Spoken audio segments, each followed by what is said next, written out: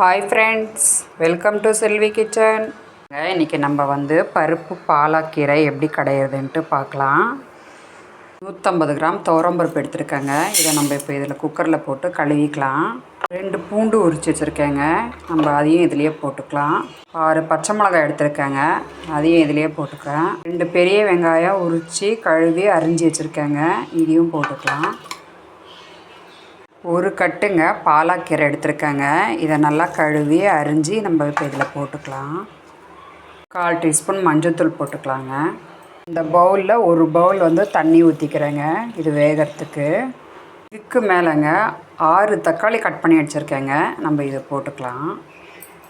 சின்ன நெல்லிக்காய் சைஸ் அளவுக்கு புளி எடுத்துருக்கேங்க, இதையும் இது மேலேயே வச்சுக்கலாம். அவ்வளோதாங்க, இது கொதி வருதுங்க.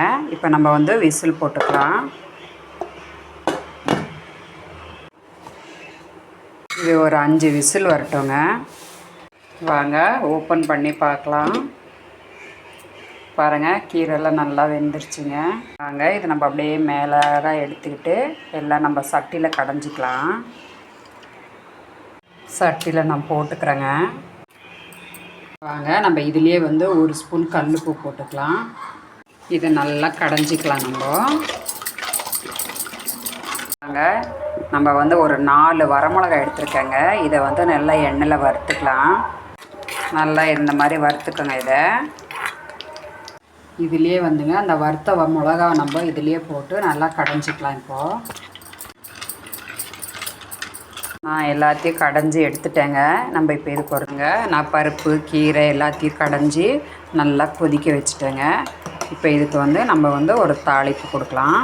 வாங்க குழம்பு தாளிச்சிக்கலாம். இப்போது நான் கடுகு போட்டுக்கிறேங்க, ஜீரகம் போட்டுக்கலாம், கொஞ்சமாக வெந்தயம், பூண்டு தட்டி வச்சுருக்கேங்க, இதையும் போட்டுக்கலாம். 6 வரமிளகாய் கிள்ளி வச்சுருக்கேங்க, இதையும் போட்டுக்கலாம். சின்ன வெங்காயம் நறுக்கி வச்சுருக்கேங்க, ஒரு 6 வெங்காயம், அதையும் போட்டுக்கலாம். இது எல்லாத்தையும் நல்லா வதக்கிக்கோங்க. இந்த ஸ்டேஜில் நம்ம இதில் வடகை போட்டுக்கலாம்.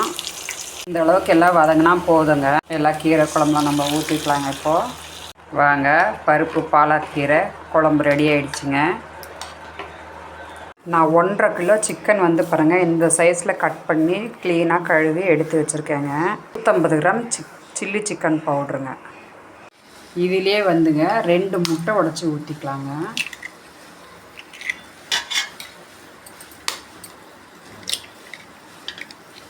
வாங்க இதை எல்லாத்தையும் நம்ம நல்லா கலக்கிக்கலாம்.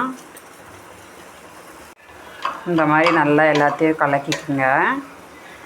வாங்க, சில்லி சிக்கன் எல்லாம் நல்லா மிக்ஸ் பண்ணி எடுத்து வச்சிட்டேங்க. இது அப்படியே 1 மணி நேரம் ஊறட்டோங்க. சிக்கனெல்லாம் நல்லா மசாலா பிடிச்சிருச்சிங்க. வாங்க இப்போ நம்ம சில்லி சிக்கன் போட்டுக்கலாம். 200 ml ஆயில் ஊற்றிருக்கேங்க, இது நல்லா காயட்டும். எண்ணெய் காஞ்சிருச்சுங்க. வாங்க நம்ம இப்போ சில்லி போட்டுக்கலாம்.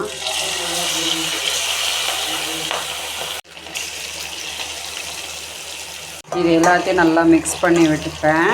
இது நல்லா வறுக்கட்டும். இது நல்லா அப்படியே ஃப்ரை ஆகட்டும். சில்லி எல்லாம் ரெடி ஆகிடுச்சிங்க.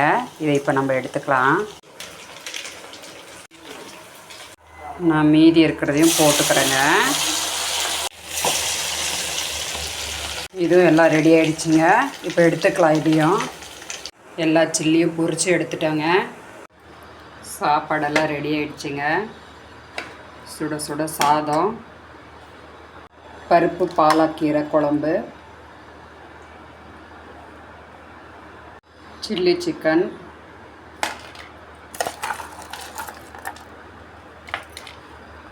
ரசம், இதுலேயே நெய் கொஞ்சமாக போட்டுக்கிறேங்க. கீரை குழம்பு, சாதம், நெய், சிக்கன் கபாபு. வாங்க சாப்பிட்லாம். இந்த வீடியோ உங்களுக்கு பிடிச்சதுன்னா லைக் பண்ணுங்கள், ஷேர் பண்ணுங்கள், சப்ஸ்கிரைப் பண்ணுங்கள். தேங்க்யூ. பாலாக்கீரை குழம்பு, இந்த சில்லி சிக்கன் ரெசிப்பியை நீங்களும் செஞ்சு பாருங்கள். கீழே எனக்கு கமெண்ட் பண்ணுங்கள்.